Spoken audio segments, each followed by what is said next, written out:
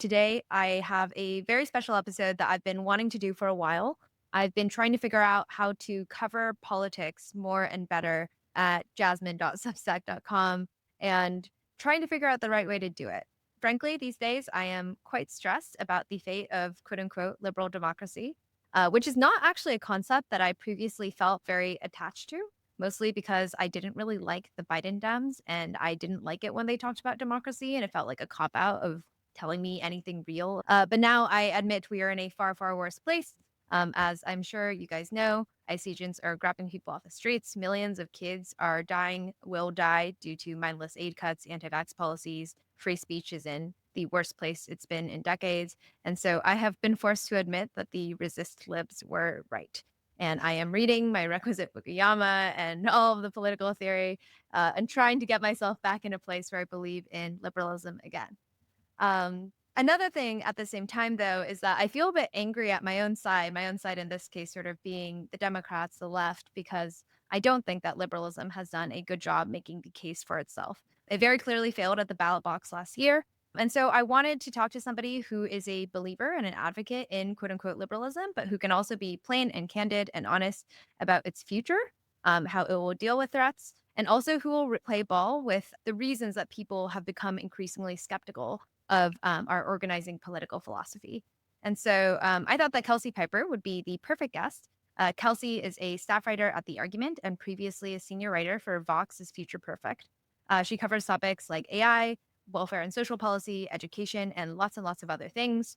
I was actually first introduced to her work from a 2019 episode of 80,000 Hours, which I listened to in college when I was trying to decide whether to become a journalist. There's been a bit of a 6-year delay on that, but we are full circle. And now Kelsey and I are both writers, and I'm very excited to have her on.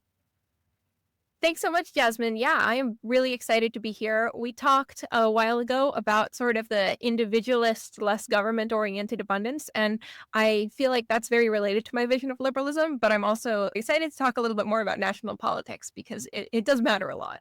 It does. Yeah. Okay, maybe we can start with a somewhat personal question as an entry point, which is how did you begin to call yourself a liberal? And what does that liberalism mean to you?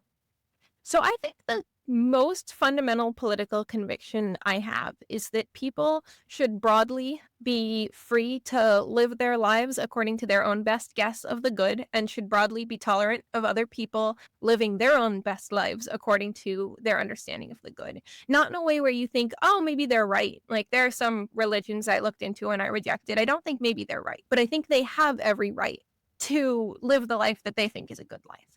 And I know that they think that the thing I'm doing, as a lesbian in a hippie commune in the Bay Area is catastrophically wrong. And in many ways, only in America is there this deep sense that despite being such different people, we can more or less live together. And certainly, like, very easy to be too Pollyanna-ish about this. There has been a lot of conflict. There have been a lot of mistakes. There's still a lot of mistakes. But for the most part, America is a multi-ethnic society, which there are very few of that are integrated and peaceful and supportive and healthy. It is a society that has a lot of immigrants and that has historically welcomed immigrants and been really excited to benefit from the things they can bring. It is a society that strongly values and strongly protects individual liberty, sometimes to the point where everybody else thinks we're insane, like the individual liberty to own firearms. Everybody else is like, sorry, what? You have an individual liberty to own deadly weapons? Yeah, we do. And also some of the strongest speech protections in the world, some of the strongest press protections in the world. And I don't think that it is incidental to America's success that we have all of those things. I think you kind of need a society that is free in a bunch of those ways to have enough space in it for the specific subcultures that I have treasured and valued and been part of and gotten a lot out of. And, those specific subcultures have created an insane amount of value and made the tech industry like the best thing in the world. So it's sort of where I've come from. I didn't engage in politics that much for a long time. And that was because I think it makes everybody worse. I think there's something about putting on your blue hat or your red hat and going to war over who we're going to elect that it makes people less honest. It makes people less careful. It's zero sum.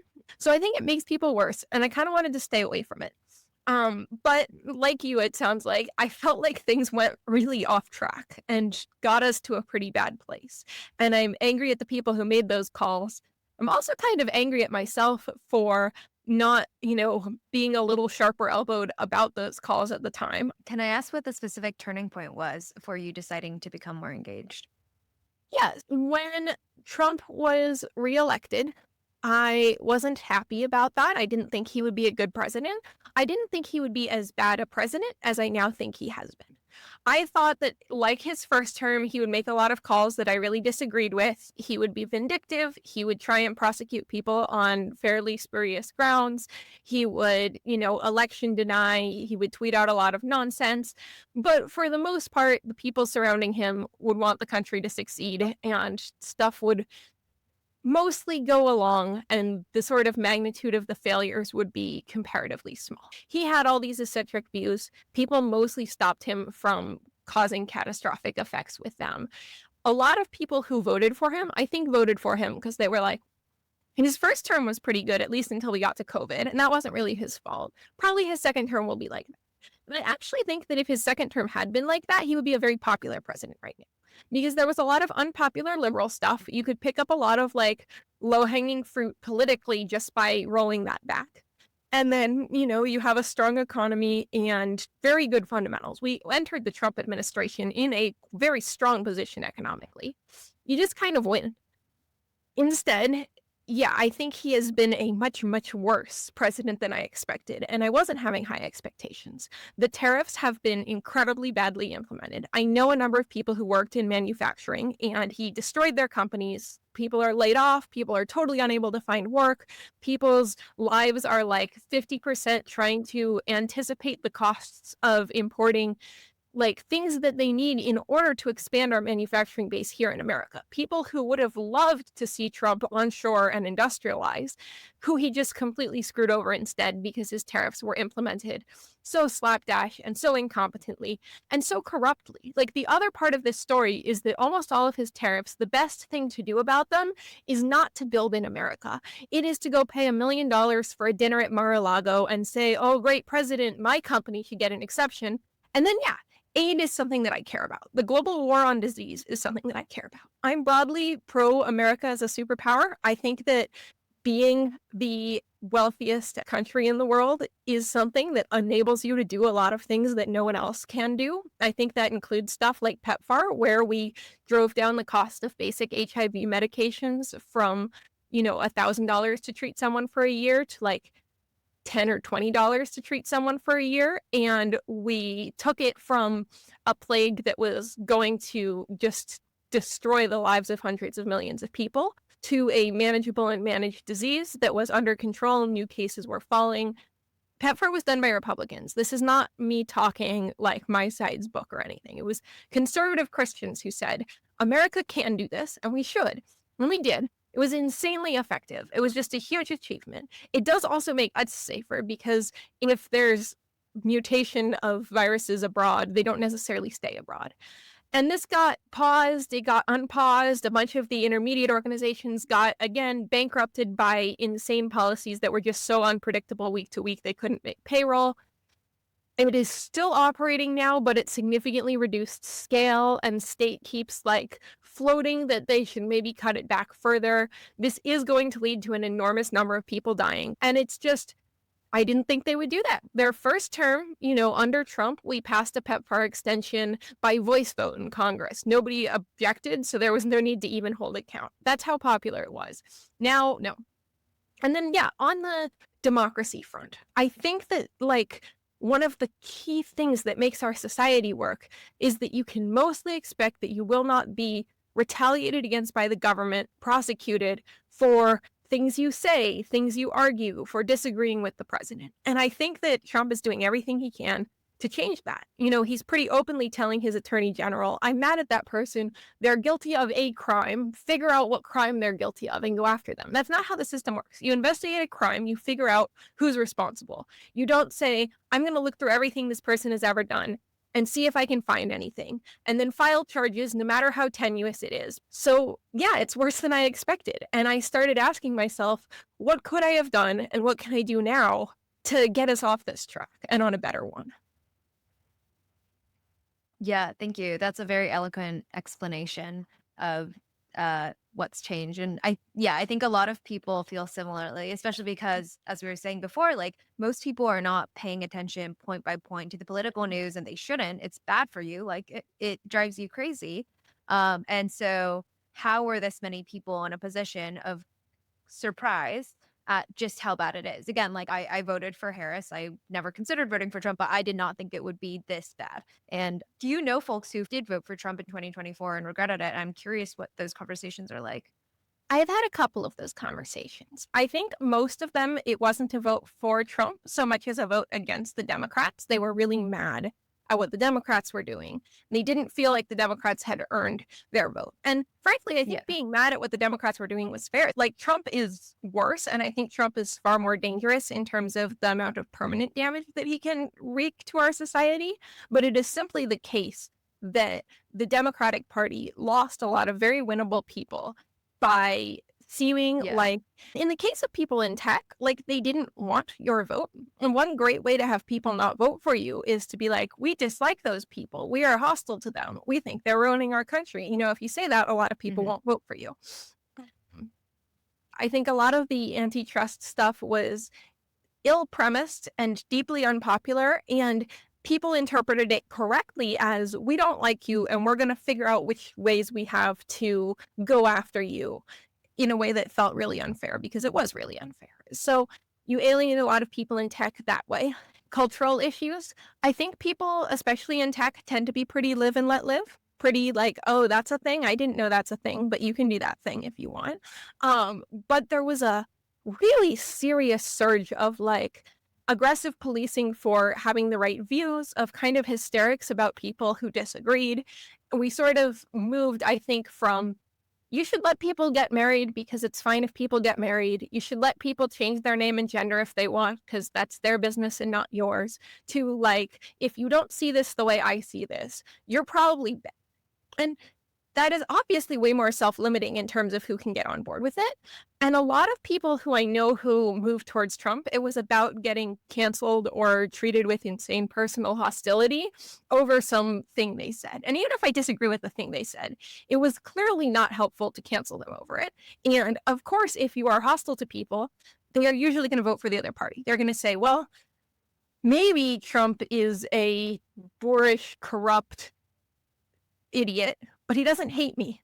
And I don't want the Yeah. people in power to be people who hate me. I mean, I think Ezra Klein has been saying this a lot. Like, there's a sense that Democrats do not like you, do not respect you unless you fit within a very narrow sort of like cultural milieu that's like an incredibly small number of people.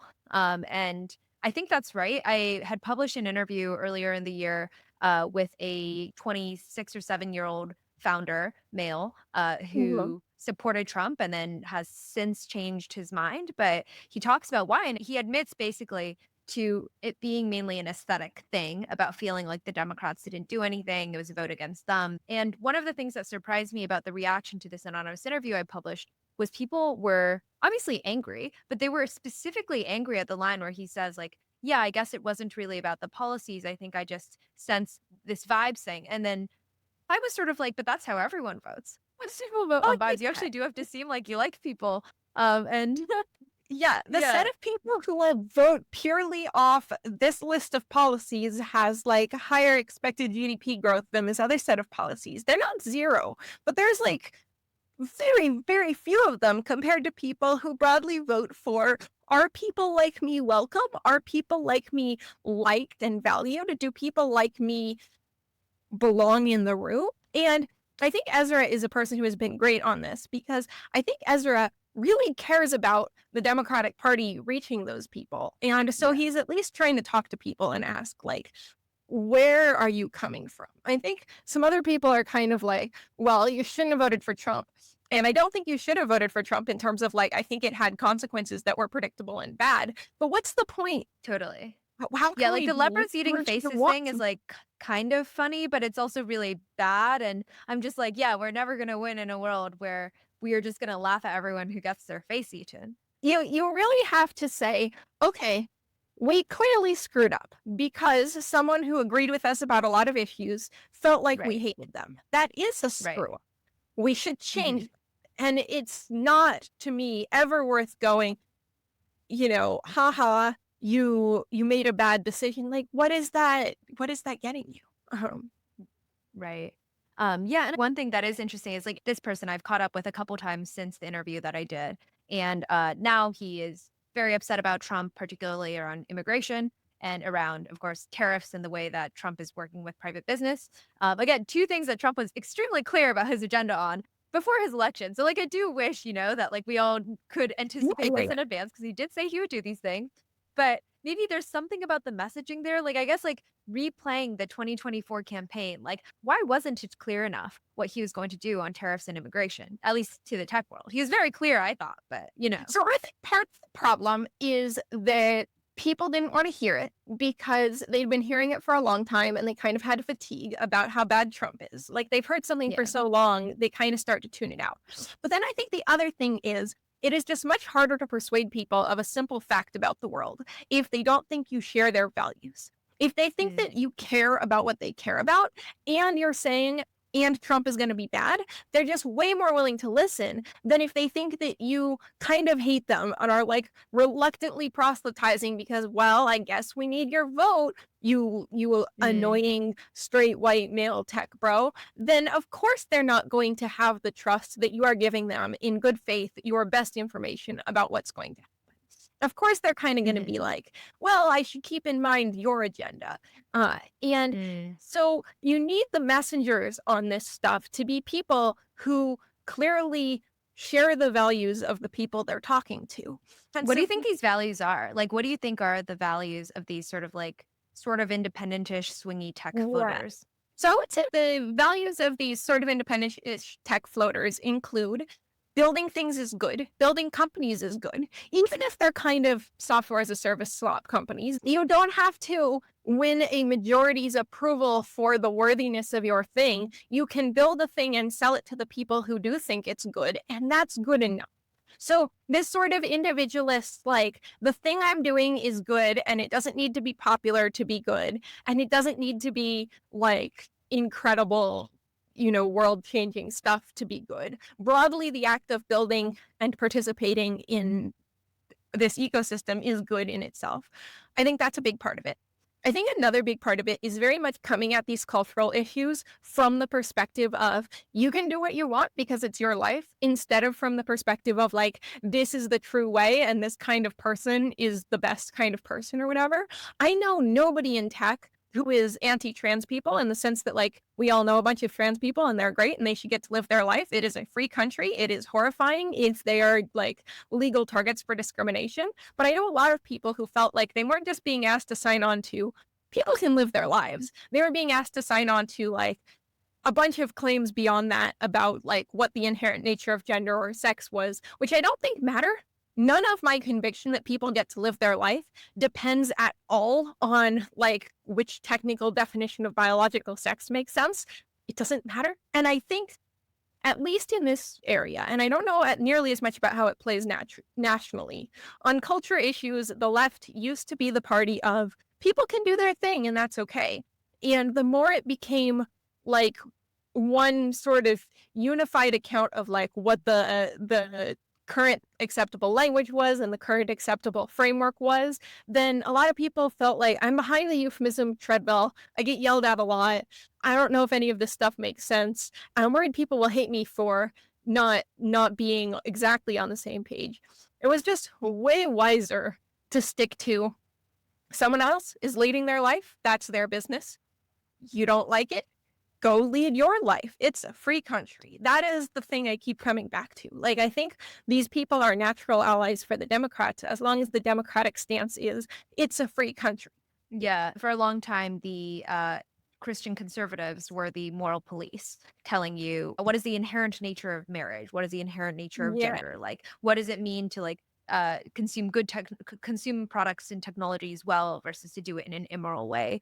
And now I think actually both parties are doing quite a bit of this. You see a I lot don't of know it that from there both is a live sides. and let live party. I Um, think There was never a very large live and let live faction, but they used to be more Dem, and then they swung more Trumpy in 2024. And I think I've seen a lot of them lately swing back, like kind of going, hey, whoa, this isn't what I Yeah. voted for.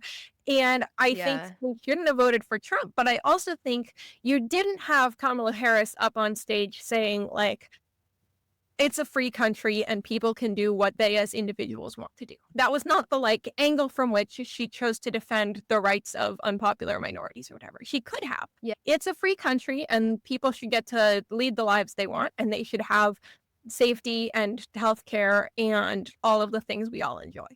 Which I still think is a majority popular stance. Yeah, I was thinking a little bit of there are all of these like weird Silicon Valley ideology subcultures that people can talk about, like tech right, abundance, network state, whatever. But like there are some set of narratives that undergird them all. I try to boil Yeah. it down to three. My three that I came up with were one, technological advancement. And scientific advancement is the root driver of historical progress from economic growth to social liberalism to geopolitical dominance. Number Yes. two, empowering brilliant outlier individuals is the key to success. They can be any kind of person, founder, scientist, operator. They can be what race, what gender, whatever. They can be valued for intelligence, agency, drive, but they have to be free to do their own thing, free from bureaucracy, Yeah. free from a collective that tells them how to think and what to say. Yeah. You need to let the brilliant outlier people do their own thing and figure it out.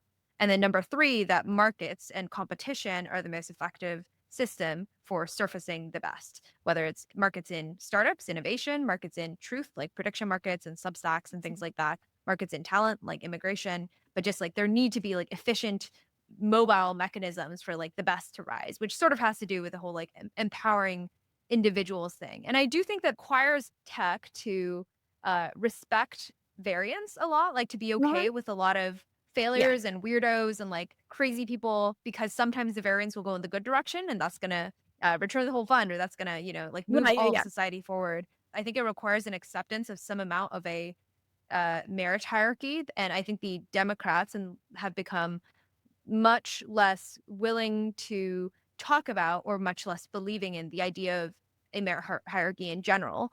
And thus the idea that there are certain people who or organizations that ought to rise to the top and deserve their position, not through some sort of like structural privilege, but just through working harder or being smarter or whatever. And like there's something around that respect for like individuals, their variance, their brilliance, whatever, that seems to have been lost a bit. And I think the specific thing I would say is that there's plenty of Democrats who are on board in principle with a perfect meritocracy where everybody has the exact same amount of privilege going in, and then we see who performs the best. That will never exist in the real world. Like, parents will always want to get, like, what's best for their children. Some people will be born richer. We can do a lot to make sure that the poorest kids have a good education, to make sure that there's scholarships to all of the best schools, but you are not going to achieve a perfectly level playing field. And if you're only okay with meritocracy, if the playing field was perfectly level to start, then in practice, you will never be okay with meritocracy. You will never look at a real world meritocracy and say, that's good enough. Because, of course, some of these Stanford dropouts had a trust fund that let them spend 5 years screwing around and going through YC twice. Of course, many of us are benefiting from the huge advantage of being born in the United States of America, the best country. There's always going to be some reasons that some people have a leg up. And I think you can try and address those. You can try and say it is an enormous tragedy whenever somebody who could have achieved great things doesn't have that chance. But if you're sort of like, I'm not comfortable with the very idea of competition and the rise of whoever can make Yeah. it until we have completely leveled the playing field, then never in our lifetimes will you actually be okay with it. So I think even though I am very in favor of making sure that everybody from every square of life has opportunity, even though I do think there is an insane amount of missed talent who we should be giving more opportunities, you can't wait until everything is perfect to feel comfortable with competition and business and stuff like that, Yeah. because in practice this is just a stance that's like against those things. And uh, it's also that like many of the people who have risen through competition do deserve it or have partially earned. I think that's another thing that I feel like the left has become much more uncomfortable with is like I can think of many people I know who deserve more than they have gotten in life. And maybe it was because they didn't have the opportunities or the privileges starting out. And like you, I care a lot about leveling the playing field, like distributing extra resources to people who start out with less opportunity. But also, I feel like credit where credit's due. Like, I know very few very successful people who I don't think deserved it at all. Like, I can pretty much always identify a reason that that person has made a lot of money or become very famous or become at the top of their field. And I think there's a way in which the left right now sort of explains away all success through structural factors and is like unwilling to acknowledge almost like any component of individual achievement and taking that credit away and thus trying to like suppress the top outcomes. I think like is tough. Like when in like gifted education debates, like obviously it's true that children who come from families who have a lot of resources for tutoring, whatever, there will be more kids like that in the gifted programs. That doesn't mean that all of the kids are there because of that and no one has any talent or need for accelerated education, and therefore we should take the program away. And I think related to that, like the strongest example you run into all the time is people who will just insist that Elon Musk has no inherent talents. And now I am currently Mhm. very Yeah. angry at Elon Musk because I think a bunch Oh, of the yeah. things that Doge did were catastrophic for everything that I care about in government. But it is just factually the case that launching rockets into space is very hard, and that being a CEO is very hard, and that building electric cars is very hard, and building solar panels is very hard. And there's just no way that a random person in Elon Musk's shoes would have founded those companies and achieved the success that he did with those companies. The man has, or at least a couple years ago, had extraordinary talents that delivered an enormous amount of value to the world and to the customers of his products. I think it's in a lot of ways a real life Greek tragedy that with all of his extraordinary talent, he turned away from the thing that he was uniquely outlier good at, which is building real things in the physical world, towards like trying to make Grok never say anything left of center and putting out like animated anime girl avatars in scanty outfits and Doge, which just wrecked a bunch of really, really important and valuable stuff. But there's a difference between saying, I wish Elon Musk had chosen to use his talents better, and, oh, Elon Musk, he's not talented at all. And the latter is just delusional. It's absurd. And anybody who's saying that is clearly not thinking about just how hard it is to do things. And often it seems Totally. like that's because they haven't done things, right? Like Yeah. often it seems like if you've never tried starting a company, if you've never tried like running a complicated hiring process, if you've tried building something complicated in the physical world that needed to work on the first try, it's very easy to be like, oh, I could do that. And then once you try it, you're like, wow, I can see why people who are good at this get paid a ton of money. And the other thing is, like, if we don't think that people like Elon have any talents at all, it also creates a world where you don't care about winning them back. Whereas, like, I'm sort of like, there's definitely a world where Elon Musk continued to be a Democrat, continued to focus on things like Yeah. clean energy and STEM education and a bunch of things and high skilled immigration, a bunch of things I think are like super awesome. But like, if you Mhm. don't think that he is actually outlier talented, you don't care about getting people like that on your side. I had a conversation slash debate with a friend of mine yesterday over Roy Lee, the Cluely kid, over along similar lines Yeah. because, like, I think Cluely is like an idiotic startup. It's in very poor taste. Right. I think we have a lot of very different values. At the same time, like interview coder, Roy's first product for cheating on interviews, that stuff worked. Like he became famous because his product really worked, which shows like both product and technical talent. It's not actually easy to make that like a rapper that effective that nobody can detect. I've heard him on podcasts. He actually seems extremely sharp. He's also obviously very good at playing the attention game, being like technically talented, being able to like understand narratives and marketing and distribution, and also recruit people and generate buzz about your thing. My thought is almost like a how do we make sure the next Rory Lees go and do something else with their lives instead of like making like Cluely. But my friend was like, well, I just like don't think that he has merit at all. Like I feel like he's his only skill is scamming people. And so like I think the question that we were sort of discussing is whether or not the end is like decouplable from the means or something like that, because like I felt like his talents could be deployed towards another end in another world, just as Elon could deploy his talents towards other ends, whereas I think she felt that like he didn't have merit, there was no meritocracy that brought him to the top, his only skill is scamming. It's hard to decouple. A lot of people feel like they can't say Roy Lee clearly has product and engineering talent without, like, in some sense, endorsing what he's chosen to Yeah. do with it. But I Right. think it's very possible to say these are enormously talented people. the decisions they make about where to spend their time and what to build have a huge impact on our society. Like Silicon Valley half runs on everybody trying to figure out what's cool and what everybody else is doing and what will get them intros to all the great parties. It is great and healthy if we are like, don't build scam companies, don't help people cheat, build something real and build something like that matters, something impactful. I think there's any issue with like exerting social pressure in that direction.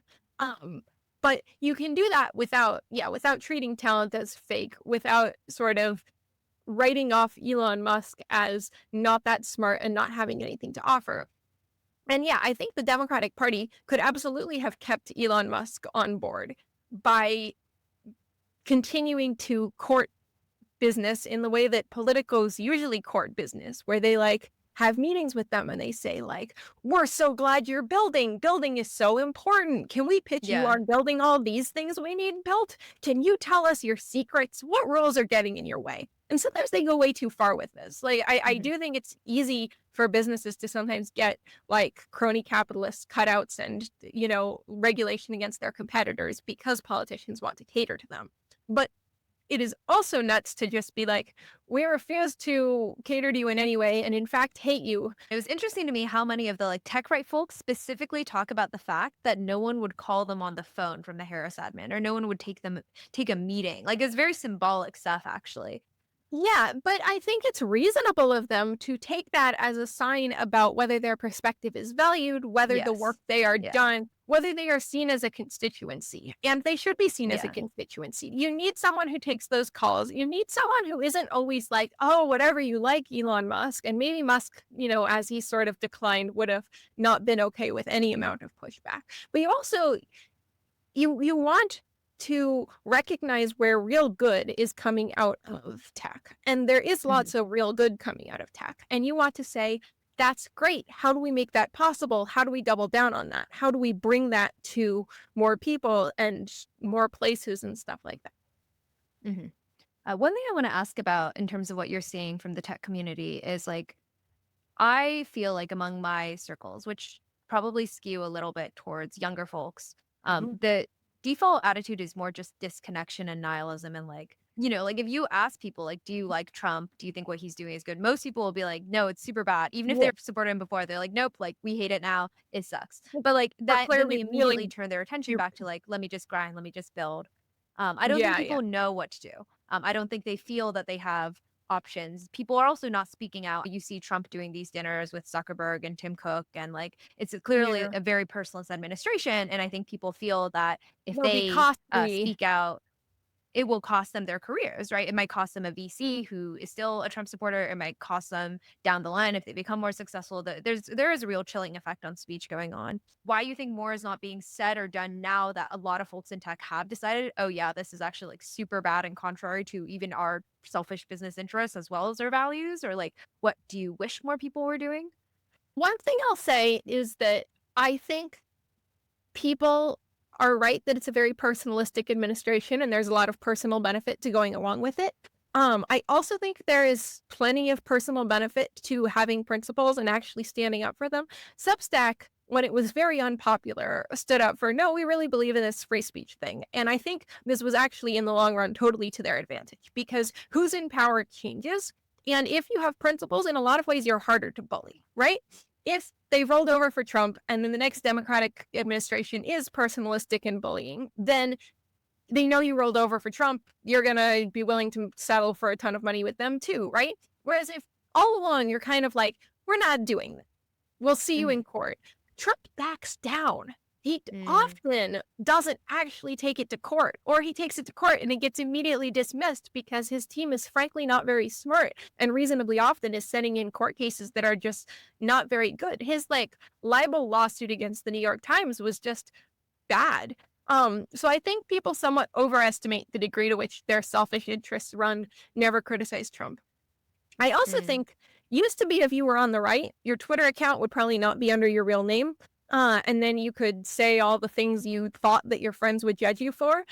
People could do that and live out if they're feeling stressed about causing trouble at work or whatever. You can have a non-Twitter where you're like, I think that abundance is great. You can have an non wearing the like, these tariffs are the stupidest thing I've ever heard. You have no idea how many people have said to me privately, okay, the tariffs are incredibly retarded. They all use that phrase. But they don't say it. They could say it, they Yeah. could That's the like thing. They're like, they don't say it. And that's why I'm like, why? I mean, is it just retaliation? Is that the thing right now? Is it embarrassment? and I think it is healthy to participate somewhat in the discourse. But I think it's fine to do so like anonymously, or you don't have to be putting your startup online for everything you do.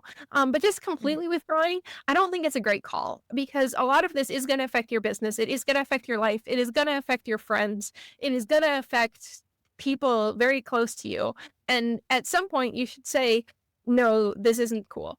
And I think people also underestimate how much that works. Like, when the administration has floated things and they immediately got a reaction of, this is terrible, from a wider range than the usual suspects, if you always say everything the administration does is terrible, then it's not going to do Mhm. anything. But if they hear it from people who aren't the usual suspects, that does matter. Mm.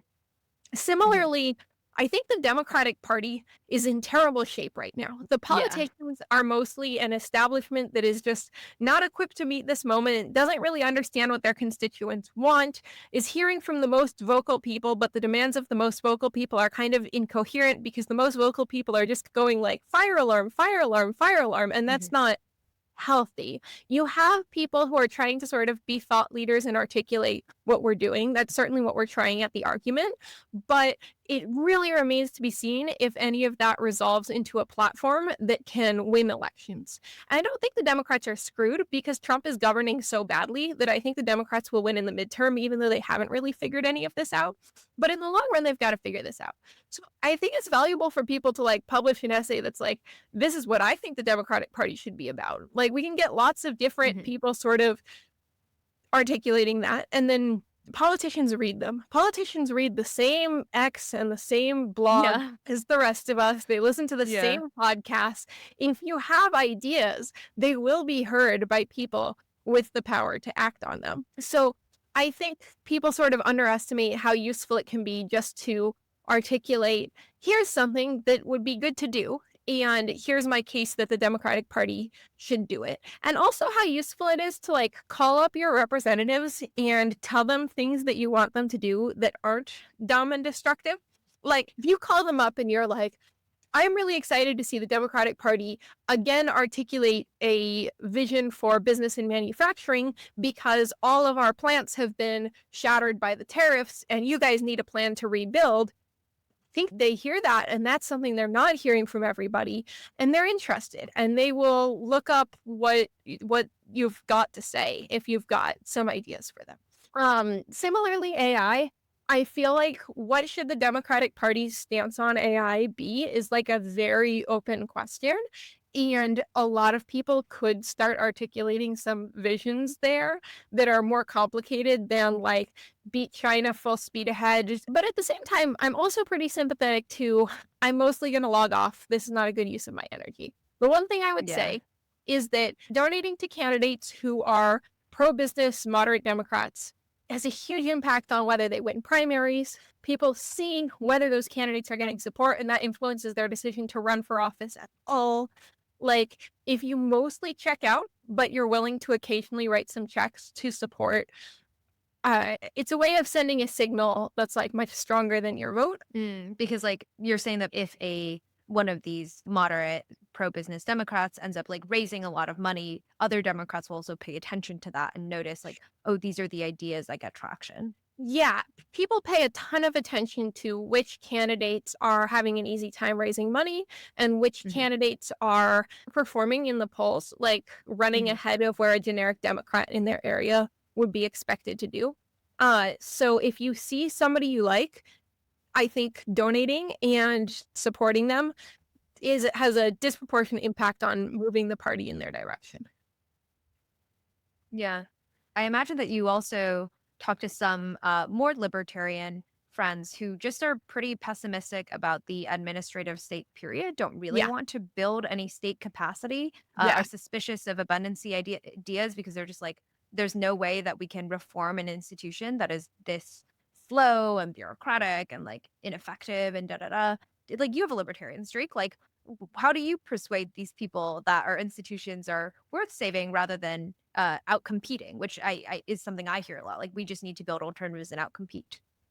Yeah, so if I saw some of these alternatives looking viable, I would be pretty excited about that. I'm gonna be talking with Balaji about some of the network state stuff. Maybe he'll persuade me. But where I'm at right now Mm, is states, the most important things they do, people don't actually have a plan to replace. People mm, mostly don't have a plan to replace the kind of capital outlay that the United States of America can do on something it is decided is important.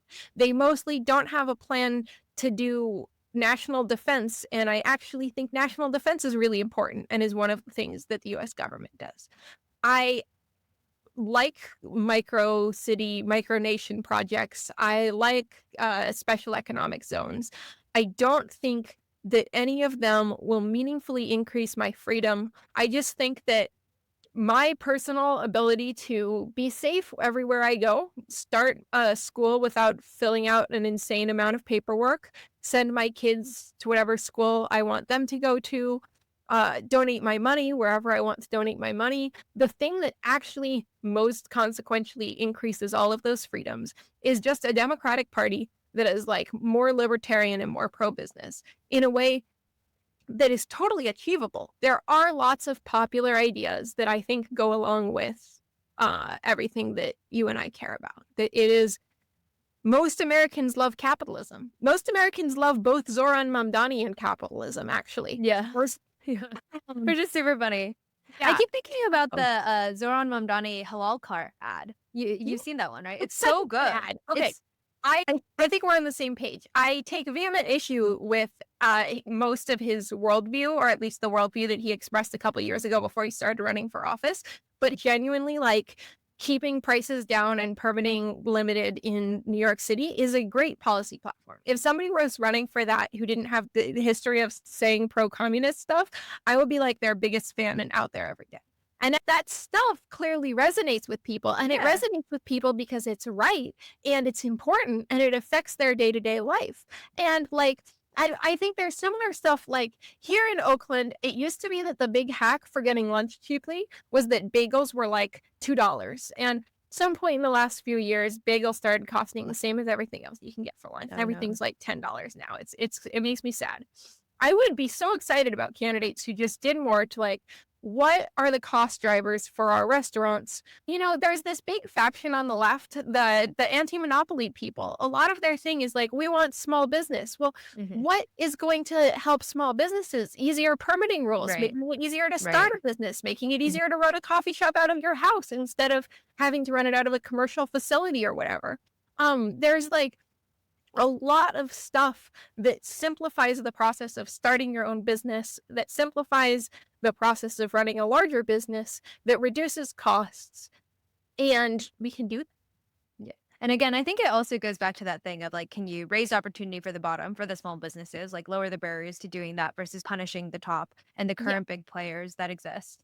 That's the striking thing to me about the anti-monopoly movement is that they only seemed to see, oh, we can punish the big companies for being monopolies, and not at all to think from the bottom up, what are the barriers to someone who wants to start a business that competes with Google? What would that Yeah. person benefit from to become a competitor to Google? It's like that lens just never enters the picture, but that is actually the far more productive lens. Right.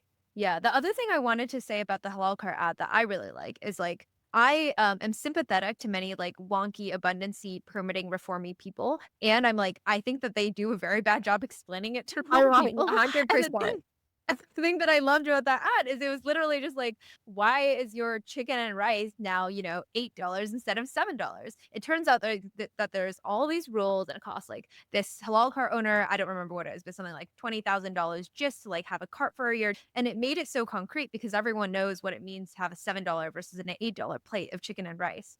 And again, like I don't need people to endorse all of his policies wholesale, but like that's the same reason I actually like a lot of your explanations of what liberalism means to you. The whole like I can start a micro school, I can run a coffee shop out of my garage. Like, how do you think about these like very concrete things that people want? Because again, I don't think people connect that much to like abstract political principle. They connect to like what does my daily life look like? What does it look like for my community, for my friends? What can I do?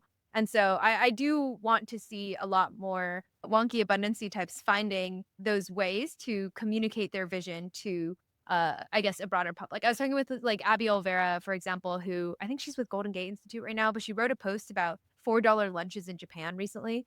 And how in a lot of the world you can have extremely cheap, healthy, complete meals. And part of that is because it is much, much easier to run a tiny, tiny kitchen out of your home or out of a car, out of a small stall. And like the US just makes it so expensive. I remember I was at the Asian Art Museum at like a craft art market thing, and there's a woman selling these like gorgeous cookies. And I was just chatting with her, and she told me that it took her 9 months to get through all of the inspections and applications to just sell cookies at a farmer's market like every month.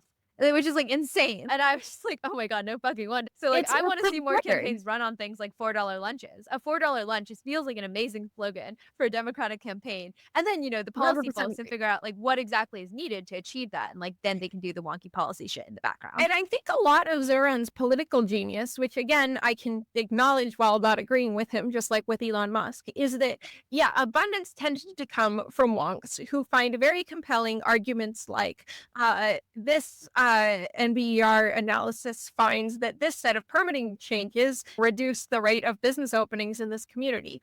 Normal voters are like, I don't know what you're going on about. That doesn't sound relevant to my life. But why is this thing more expensive than it used to be? Yes. Here's why. I'll change that Yeah. rule. It will be cheap again.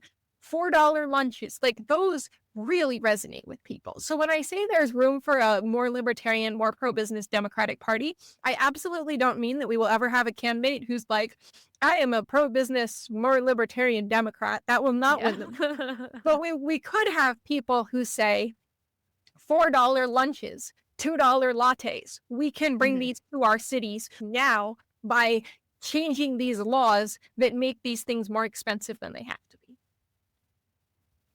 I'm trying to think like what are other slogans? I feel like you have a lot of ideas like this. Yeah, so I am myself among the wonks who finds this regression discontinuity is really compelling. But I think some other stuff in that space is like all of our cities can be clean and beautiful.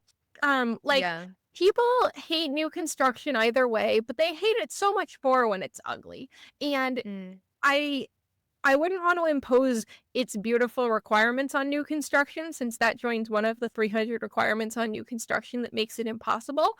But I would be really excited about cities having a large budget that they can use to bribe developers to make things more beautiful, to like directly make streets more beautiful, to enlist citizens in making streets more beautiful. One thing along those lines that I've like thought about for forever is suburbs look so much prettier if they have like giant old growth trees. And there's two reasons they don't. One is just they take a long time to grow. And the other is that insurance companies hate them passionately because they drop branches on roofs. And I was wondering, what are the limits of engineering trees to grow faster and also not drop branches on roofs? Like, how hard have we tried at this? Have we tried at this like a fraction as hard as we've tried at like having a slightly more marketable strawberry? Like, maybe we could have gorgeous, like leafy, foresty suburbs and cities everywhere if we like were strategic about what kind of food we create.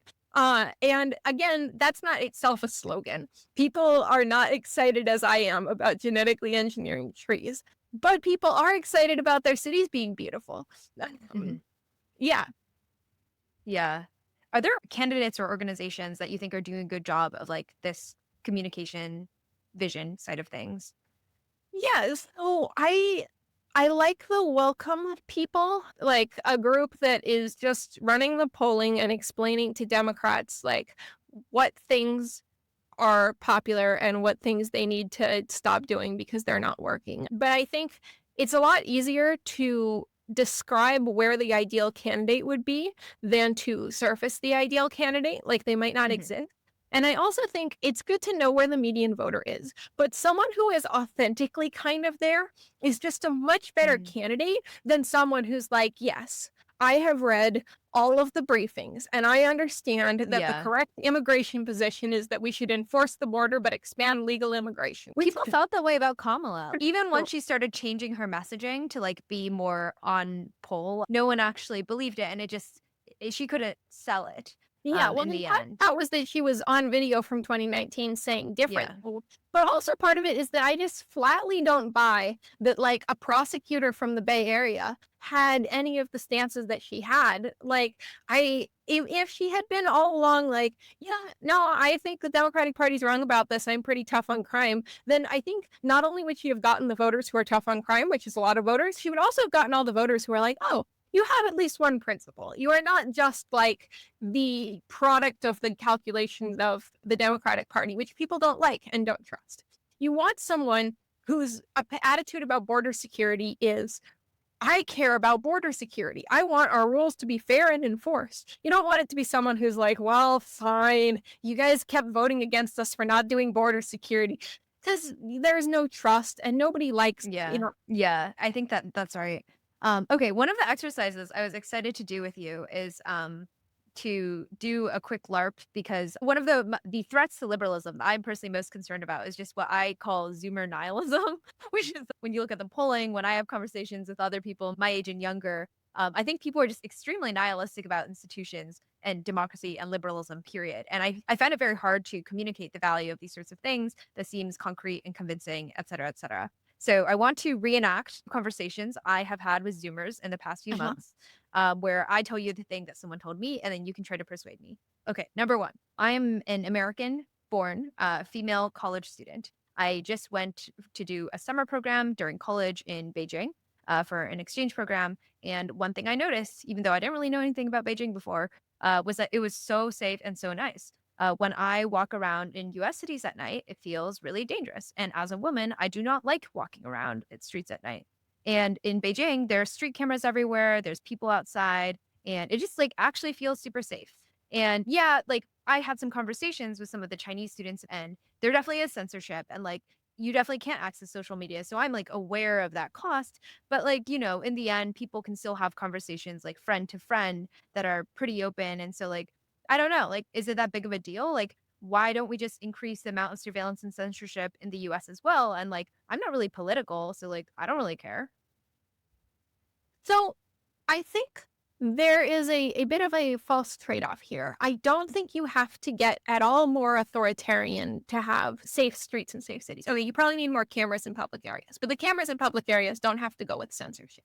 I don't think that the reason China is safe is because it is more censorious. I think, in fact, tougher on crime policies have like historically been the existed in liberal democracies and can exist again in liberal democracies. So kind of like you don't actually have to choose between a society where you are free to say what you believe and a society where it's safe to walk down the street at night.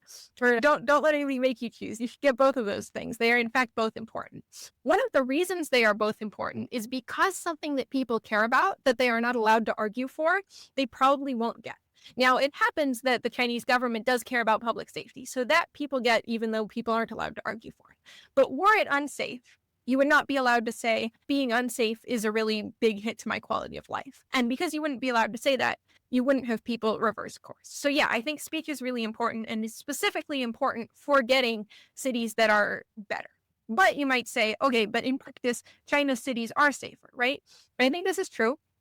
So crime was extremely high in America for a while because of, I think a significant contributor was leaded gasoline. There were probably a bunch of other contributors. We phased out leaded gasoline and some people aged out and we policed a lot more. Crime went down. And I think we got kind of complacent. Nobody wants there to be tons of people in prison who made one bad mistake when they were young. So we reduce sentencing. I think that can be a good thing to do. Definitely people underestimated the costs of just the amount of crime that is still the case in American cities. And we're like, well, it's a lot better than it used to be. It's like, it is a lot better than it used to be. And it is not good enough as long as there are major areas of cities where a woman can't walk alone at night listening to music and paying no attention to her surroundings and be completely safe. This is an achievable level of crime reduction. It is an achievable level of crime reduction while giving everybody due process, while not, monitoring people's private communications and stuff like that. You could just be kind of relentless with sting operations. Like, there's occasional porch piracy in my area, and Amazon will refund you, so it's really not a huge deal. But it makes me really angry because a police department that was well funded could pretty much solve porch piracy by occasionally putting like sting packages on people's doorways and then tracing them when they got stolen and then arresting the people involved. There's not a lot of porch pirates. It's a small number of people. And if you arrest that small number of people and are very public about how you're doing this, porch piracy ends, I think, pretty fast. But I also think there's just a lot of options that are only mildly creative that we are not currently attempting. One thing I'm interested in is more prosecution for people who have past arrests. Like, we will be less willing to drop charges, less willing to do a plea deal, less willing to negotiate if you have a lengthy criminal history. Because a lot of the people doing this stuff, they have been arrested 30 times already. They have a number of previous convictions. And I think it is genuinely important to me that our society offers second chances. It's not that important to me that our society offer 10th chances. Like, at some point, what we're doing isn't working. We should do something else. I want prisons to be humane. I want prisons to be safe. I think there's a lot of violence in our prisons, and that's also really bad.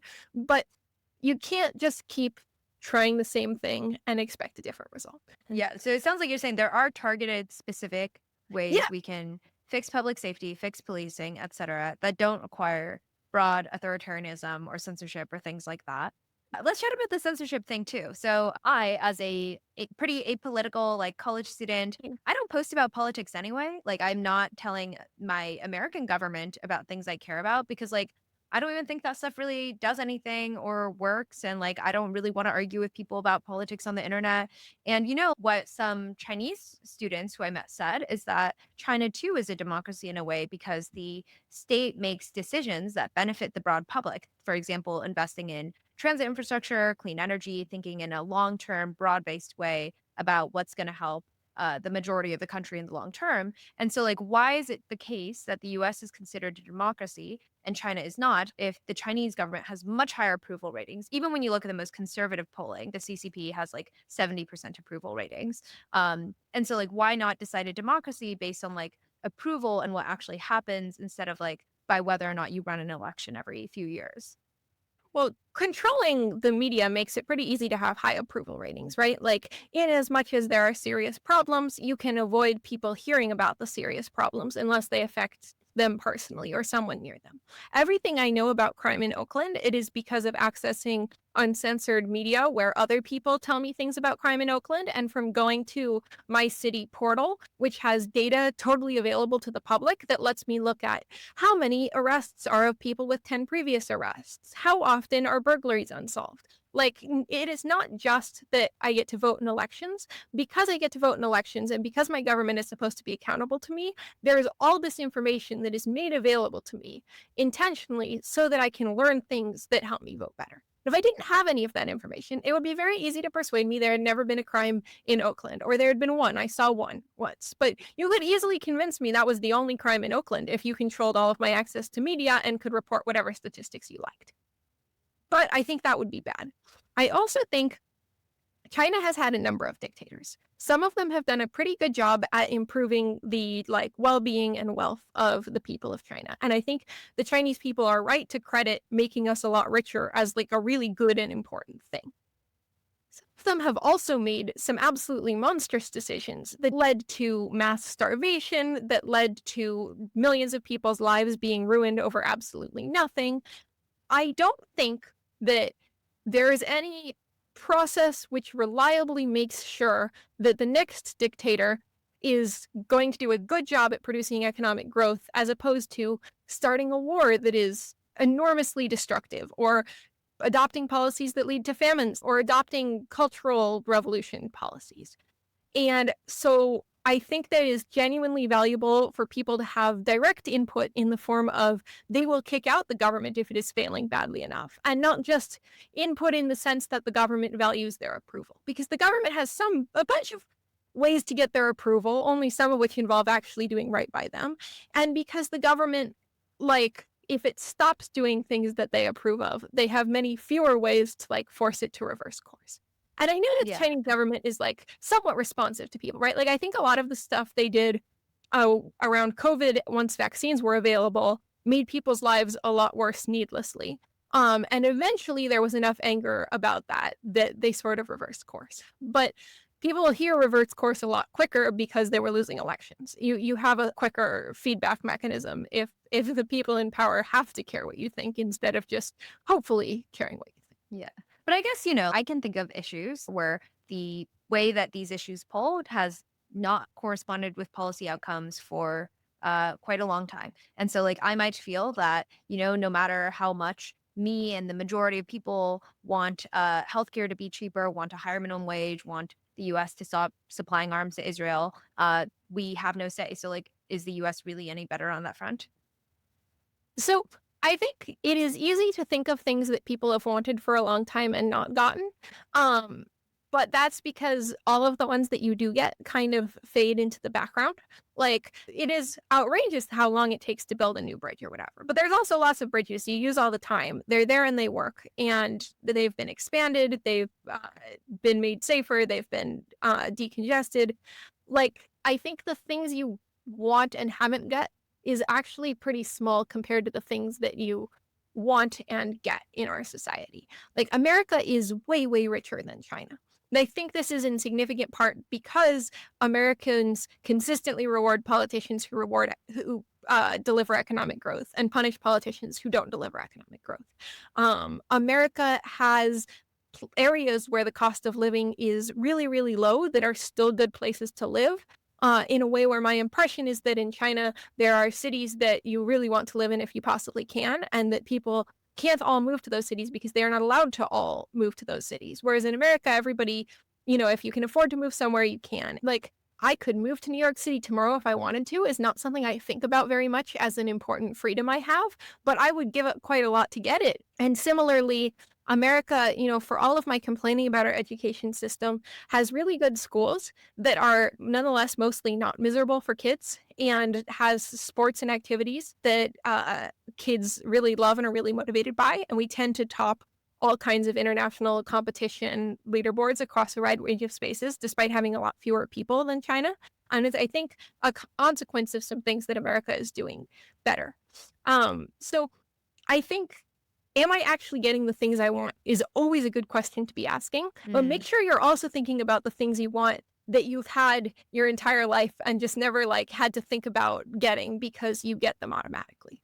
Yeah. And now I'm sort of taking myself out of like the role play, but how do we make it clear when politicians deliver? Because like the way I've thought about this problem is quote unquote like the revolt of the public problem, which is that it is more viral and more interesting, and for a million reasons, it is way more compelling for the media to report on and for people to talk about institutions failing to deliver. And so that is in fact what you hear about all the time. And that does distort our view of institutions. And I feel a bit stuck on this one. I don't know how we tell those Well, stories. I worry about this a lot. All right. Okay. Another example, people are very critical of the American healthcare system. It is very annoying to interact with the American healthcare system. It can unexpectedly cost a lot of money. It is also one of the world's best healthcare systems in terms of its ability to deliver excellent health outcomes for people. For most types of aggressive cancer, the United States of America is the best place to be treated. For a premature baby, like an extremely premature baby, you would rather be in either the United States or in a tiny handful of small European countries. For drug development and stuff like that, a lot of that is happening because of work in America. But people hate the healthcare system because you probably don't have a rare aggressive cancer. You probably don't have a premature baby who needs a lot of extra support. You probably do go into your doctor and they refer you to a specialist, and the specialist is out of network and it's a giant hassle. So there's a lot of stuff where I would overall totally go to bat for the American system as a superior system to most other possible systems. A lot of people are just like, the European healthcare system is across the board better. I'm like, it has a better customer service experience. That matters. That matters a lot, but it's not the only thing that matters. Is there a way to make that salient to us? Like, I didn't realize our prenatal care was so good, relative to other similar countries. And like, I feel like I'm generally reasonably media literate. And so like, I too feel subject to this thing of thinking that everything is much worse than it is because I log on and I look at the news and I'm like, everything is failing. None of the news is ever that now we can save babies 23 weeks, which is like Right. halfway through pregnancy. And Save even if people publish that, journalists don't have an incentive to because nobody will read it. It's and kind of boring. you don't argue about it, and you certainly Yeah. don't like it doesn't form a deep part of your worldview the way that going to the doctor and having it be an enormous hassle does. So I do think that Mhm. part of this is we've got to think of the customer service element when we're Mm, designing mhm, policies. Like mhm. since that is most people's actual contact with the system, this came up with Obama. Yeah. Obamacare, Mhm. the wonks were trying to achieve a bunch of like competing objectives. Some of them they achieved quite well. Some of them they didn't achieve as well as they hoped. But one of the biggest things that went wrong was the customer service experience of Obamacare was a disaster at first because they didn't have a good team to build the website. And I Mhm. think if American healthcare had a large product team whose job was just to keep track of America's healthcare quality compared to everybody else's healthcare quality along a lot of different categories. And one of those categories was you're just a random person trying to go to the doctor. How much of a hassle is it? Then we would rapidly find a bunch of ways to reduce hassle because that has just not been the policy priority. The policy priority is usually stuff that matters a lot, like bringing down costs. But because we're such a rich country, I honestly think customer experience matters as much as bringing down costs to Yeah. people. Like just I not having to think about it.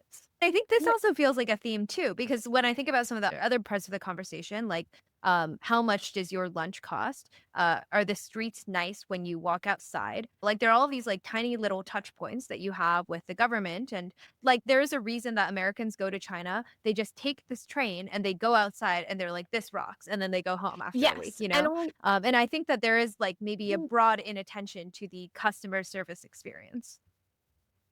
I think there absolutely is. And I think we should be working on the customer service experience because I do think it's a big part of people's like buy-in to their society.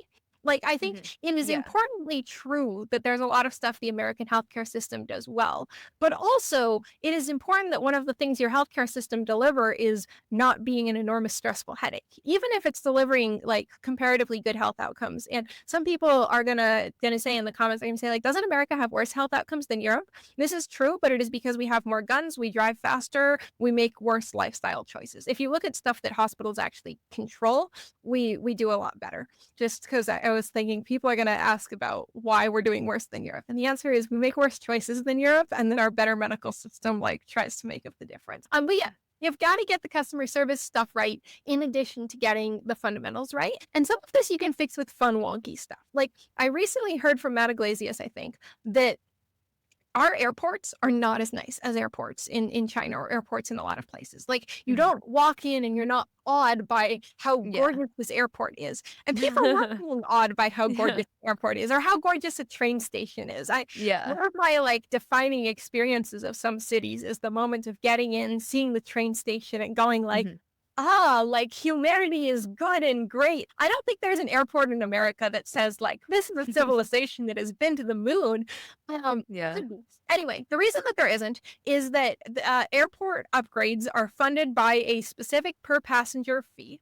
That per passenger fee was fixed in nominal terms by Congress, and now inflation has gone up. So the effective per passenger fee for upgrades to the airport is like half of what it used to be. So the airports have less money for upgrades. You could literally just tie to inflation the per passenger fee, and then they would have more money for upgrades. All our airports would look nicer. A lot of things are more hard to fix than that. Our construction costs are really high. You're not going to have tons of like incredible, awe-inspiring buildings if your bus stops are insanely expensive to build, even if they're very basic. You kind of have to get good at building stuff to have the experience of walking down the street and everything is beautiful. And that is part of why I'm so stressed about Trump crushing our manufacturing because I think we need that here. And I think we need immigration to help with lower construction costs and stuff like that. But I also think, yeah, for stuff like healthcare, I just don't think people have put as much thought into the customer experience side as they've put into a bunch of other things. So it seems like there's low hanging fruit in terms of delivering better experience Yeah, of healthcare, of the DMV. We revamped the Mhm. DMV recently. The TSA is actually, I would argue, grounds for hope here. The TSA got wildly more bearable and futuristic and like pleasant to go through over the last 5 years. Yeah, it's not For that bad. I barely have long waits. I still have the memory of like when it used to sometimes be you have to get to the airport and account for maybe 45 minutes in the line or whatever. Yeah. Basically never happens. You don't have to take off your shoes anymore. They've got that new thing where you don't even have to show your ID because it scans your face. And I know some Mhm. people are nervous about that. That's the kind of thing where I'm like, the surveillance, they already had the ability to tell whether I'd purchased a plane ticket. They can scan my face. Like that's not one of the fights I'll pick or whatever. So I think just thinking about, yeah, beautiful airports that you walk Mhm. into and the face scanner immediately identifies you as cleared for security, which you walk straight through, and you have cheap, plentiful food and goodies and stuff like that. That is mostly a user experience thing and mostly not Mhm. a we don't know how to build anymore thing. We should make it happen. We can make it happen. I think you're right that fundamentally a lot of people are skeptical of democracy if their day-to-day experience of living in a democracy kind of sucks. They're like, "Well, what are we doing all this for?" Um, Yeah, because again, I was in China recently for a few weeks and like you go there and you feel, at least I felt in awe of like this consumer paradise. And then I have to purposely like make sure I read a bunch of stuff to like bring myself back down to reality about like what the actual experience of China is, like all the bad things that happen, blah blah blah blah. But almost anyone who goes to like a tier 1 city like Shanghai or something, you experience cleanliness, you experience convenience, you experience like everything is cheap. And it's not only cheap because of purchasing power. It is partly cheap because of yeah, purchasing it is power, but it's actually also cheap because like you can literally buy a full meal for like what is to a Chinese person good. also very cheap, right? Yes. Things are awe-inspiring. The customer service experience of using the high-speed rail is fast and nice and clean, but there are also just things like it boards starting 10 minutes before departure and it departs on time, and both of those things happen every single time, and there's so many people on the train. It's like a logistical feat. When your WeChat is working, everything is so easy. Like it's all one system, you never have to think about it. And I do think there's this general like customer experience convenience thing that like, yes, on one hand I think like American liberals can look at China and say, well, that's like just surface level stuff and like the fundamentals are actually very different. And I think that's true, but also I wish America invested more in the surface level customer experience stuff. Because again, most people's touch points with government are fairly limited, and you just like have a kind of annoying experience with healthcare and permitting, and you're like, okay, fuck this, I'm out. Or like reporting a crime. I feel like people, Mm, have just experienced a crime. They're really stressed out. They want the process to be easy. They want to feel like their problem is being taken seriously. They want to like see that the system is working to solve what happened and it's not just going into a file where it never gets looked at again. Obviously, crime is a substantive problem as well as a UX problem, but I do think a bunch of it is UX problem in that I think if the experience of reporting a crime felt a lot more empowering and useful and you could see it like move through the system and see like this is the person working on your case. We have run yeah. the video, we have run the images. Imagining the DoorDash Uber Eats like cooking, um, like on their way. And they yeah, text you every time there's an update. like it really feels like one of the big things that a society can now do, which was impossible until a little while ago, is like UX. And doing that just makes people's lives a lot easier. It makes it a lot Yeah. easier to see what the government is doing for you. I Mhm. also like this will probably never happen and would be incredibly politically contested if it did, but I would be a fan of like sending people a breakdown of their tax bills. Mhm. That was like, here are like how many kids you saved with the part of your tax bill that went to foreign aid, which is like 1,000th of it. Here's how Mhm. much you paid for some retirees, you paid for some schools, you paid for the military, and here's like some new cool things that each of these departments like did this year, and here's how we changed how we spent your taxes compared to last year. Like, obviously, this would be controversial because they think that when people learn how much of your taxes are paying down interest on the national debt and paying for Social Security and Medicare, then people will be less enthusiastic about paying their taxes. But I would be pretty excited about just a more accountable and transparent state that's more Yeah. like, here's what we're doing, and we will actively make the case for what we're doing.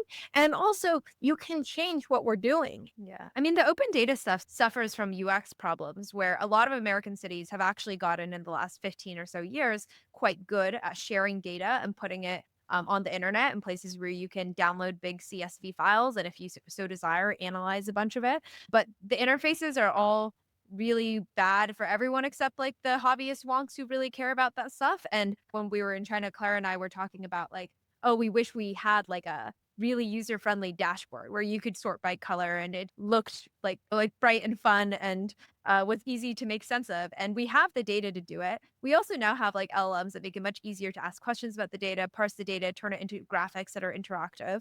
But again, because the data is mostly just in kind of like hard to access areas, I don't think as much use is being made of it as I wish there was. And so like there's a lot there that I think like could be done also to help better understand like what did my last mayor do for me? Like, if I care about like pollution, like homelessness, and like whatever, like you pick your areas and you can just like Yeah. do get a little report card and see how you've been doing, and that can help to tell you, do I want to reelect the person who is currently in office, or do I want to do something else? I'm a much bigger believer in perception and narrative and the importance of sort of like getting comms and aesthetics and vibes right. Yeah, and I think especially for local politicians, there often isn't very much accountability for what they are delivering because in a small town, like how many people are going to make it their full-time job to deliver that accountability? I frequently use publicly accessible data sets to get an understanding of what's going on in my city. I have found ChatGPT an enormous asset in this because it can tell me which is the data set that is going to be most likely to answer the question that I have.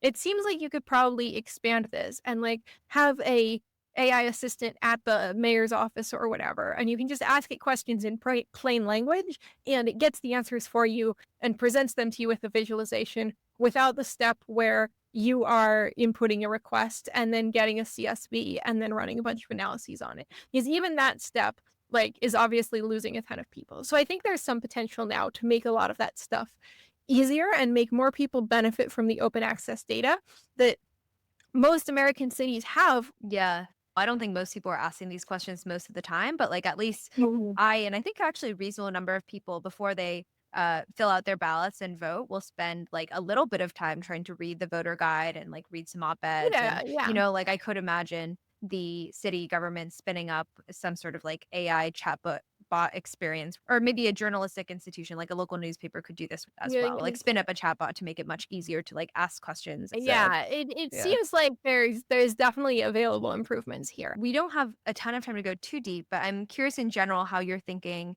about AI and institutions and liberal democratic institutions. Um, it might be helpful to give like a 1 to 2 sentence summary of like your broad beliefs about where AI progress will go, and then which risks or impacts you rate the most highly or are thinking about the most.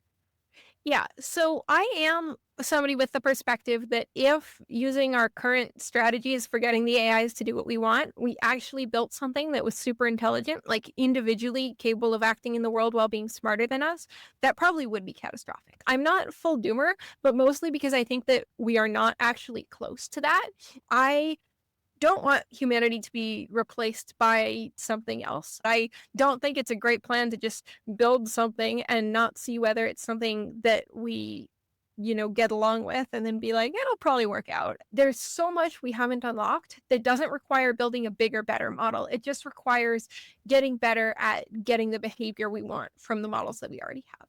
I feel like every day I discover, oh, if I ask this question in this way instead, or if I let it know about this rule, I get better results. I was talking to someone the other day, I was explaining that I use it to mod video games sometimes, and they were like, "And how many tries do you have to do?" And I was like, "Oh, I just tell the AI that I hate having to do anything twice, so it can think for as long as it wants, but once it gives me an answer, it had better work on the first try." And they were like, "That works?" I was like, "Yeah, it seems to so far." There's just we have barely scratched the surface of these things, and there's so much there.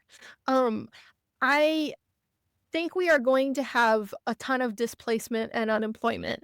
I think companies are much more reluctant to hire junior software engineers, not just because you can do a junior software engineer's job with AI, but also because they expect that by the time those junior software engineers become senior software engineers, we will be able to do a senior software engineer's job with AI. And I don't think that's a wrong expectation. I think it's insanely disruptive. Similarly, journalism is kind of dying. And I think the environment on social media and on almost all forms of communication is being intentionally and deliberately shaped by people who are willing to run huge bot networks or whatever, and away from like real conversations with the fellow people who we need to compromise with and need to win over to make democratic decisions. Think at this point I would be excited about a social media platform that was differentiated Americans and non-Americans, not because I don't think there's a ton to learn from people everywhere else in the world, but because sometimes the conversation I'm trying to have is like, what compromises should our politicians be making with their constituents? What policies should we be adopting? It's kind of frustrating to have like a lengthy conversation and then it turns out you are talking to someone who is in Russia or is in Iran or is in India or Pakistan and engagement farming for Elon bucks or whatever. Like, I think a lot of people's understanding of who they have to compromise with and who they are even talking to has gotten really skewed. And that makes me pretty nervous. And then, yeah, the video flop, I don't think it's going to end our civilization, but I don't feel a lot of enthusiasm for it. Yeah, I want to talk a little bit about some of the short to medium term stuff like economic displacement. I listened to a couple of your Mhm. podcasts that you've done about this recently. Have also been trying to make sense of the labor impacts myself, and Yeah, I go yeah. back and forth on it a reasonable Mhm. amount. Because it's yeah, it's hard to see, and the economic data is confusing. And sometimes I'm like, oh well, I think the AI is probably more of a complement than a substitute because it can only do 50% of all of the tasks. Yeah. But then the thing that I am worried about is I think even fairly small amounts of job loss can have pretty dramatic political effects. I think that smallish amounts of job loss can have outsized political impacts if those people have a very hard time finding new jobs, which is going to be true if like their entire skill set Mhm. is now replaceable. And if it's a job that like people were promised was a good job and you get to keep it, like I think that that's going to be a shockwave and it's going to happen. One thing that really concerns me is that whenever I ask my friends in AI, even those working in a more policy or societal impacts world, what do you think we should do about the economic displacement you think will certainly happen? I basically have not heard a single idea that I feel or they feel genuinely optimistic about. Like you wrote, for example, a recent post. It's not about AI, but saying like giving people money helped less than I thought it would, and it was about cash transfer programs. Yeah. And you've also talked about AI-induced job displacement, and for a long time, I think everyone in Silicon Valley was like, "Yeah, we'll just like UBI or something like that." And not, I think we have no plan for either how to make something like UBI or much larger cash transfers than we've tried either politically feasible, nor is it clear that those would actually like improve people's lives that much. And so I just like haven't heard any other ideas. So have you heard any other ideas? Yeah. So to be clear, I think you could have UBI as part of like such a program or like giving poor people cash transfers does not solve very many of the problems associated with poverty. Problems that I think we hoped were like caused by poverty in a straightforward way, where if you were a little bit less poor, they wouldn't happen. They don't improve your health outcomes all that much, except in rare cases. They don't make people much less stressed or much less able to lead the kinds of lives they want to live. So that's kind of disappointing. But they don't do nothing. And that's very different from what you would be dealing with if you had mass like layoffs, right? Like, in as much as what's going on with poverty is partly that in our society, being poor is generally a consequence of having some other problems. And you will still have those other problems if you're poor. That assumption might be why we're not seeing bigger impacts from cash Mm, transfers. And if suddenly a lot of people are poor just because AI took their jobs, then they don't mhm. have some other problem. They just have the problem that they don't have a job anymore. Um, I also was talking to someone the other day who was like, clearly, what we need to do is a 3 or 4 day work week and an aggressive transition to that. So instead of laying off, you know, 20, 40% of your staff. You cut everybody's hours back. And if we could coordinate that somehow as a society, that seems massively better than a ton of people suddenly being unemployed. Now, companies won't want to do this. If you're a Yeah. company, keeping some people full time and jettisoning whoever's weaker or not in the much of a good position is a lot more appealing. So a lot of this depends on who has the bargaining power, and AI does not increase worker bargaining power. Mm. But I do think that it would be good if we became a society where everybody had more leisure time as a consequence of productivity increases, instead of a society where more people have no jobs and other people are like probably working longer hours because they have less bargaining power and are very scared of losing their jobs. So that is a case where I'm like, man, I wish we had a better coordination mechanism to try doing this in the way that's gentler and distributes the costs more.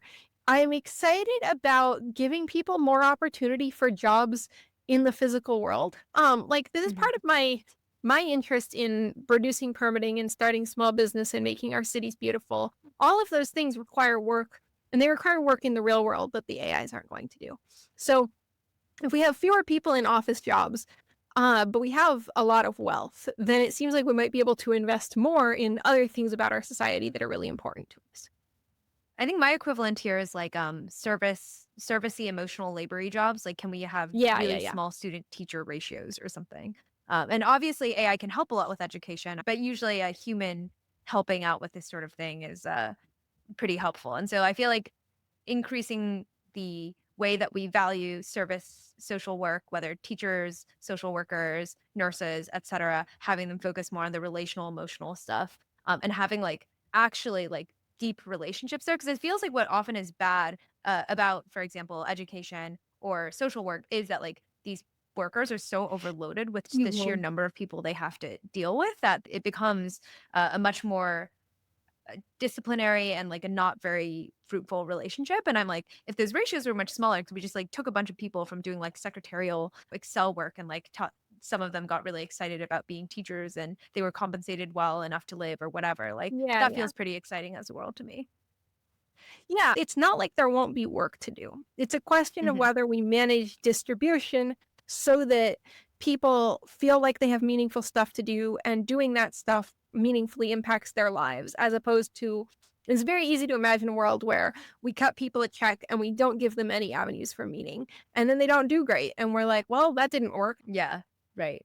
The other thing that you mentioned was basically our internet epistemic environment. And in general, you've called yourself a free speech absolutist. You're very skeptical of any sort of policy interventions in what kind of speech is allowed to spread on platforms. I'm curious if, like, the fact that there are so many distortions in the online media environment right now, like, affect your stance on that at all. Like, the fact that it is going to be just like super, super cheap for any bad actor, domestic or foreign, to like generate tons of like online content and to change the information environment in an unanticipated way. So that's not really a normal public square anymore. Does any of that make you more interested in sort of like policy and regulation around that?